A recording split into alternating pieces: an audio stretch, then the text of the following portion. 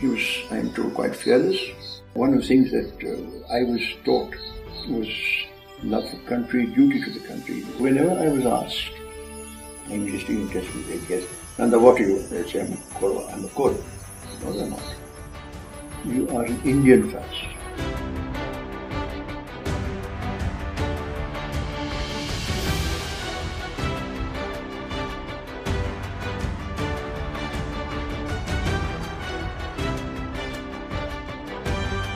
He was, I am told, quite fearless at the time of the 1948-1949 war, 47-48 war. He would drive around in an open jeep. His standards were so high that he would often say that he was his own worst enemy, General Thara. I think he pulled out a cigarette when father was driving in the jeep, and father said, no smoking in the jeep, and certainly not in uniform in public use. So he pulled up, allowed General Thara to get off the car, smoke a cigarette, and then he carried on. One of the things that I was taught was love for country, duty to the country, love for, and to God, country, and people. As I said, he was staunch Indian, and whenever I was asked, I'm just interested in guess, Nanda, what are you? I say, I'm a Kor. No, they're not. You are an Indian first. And he insisted that that must apply to Indians across the board.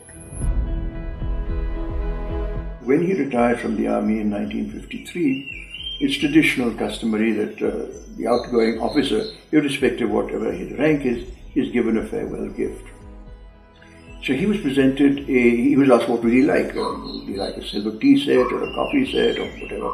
He said, no, I would like a statuette of an Indian Jawan, because it's Jawan who made me what I am today.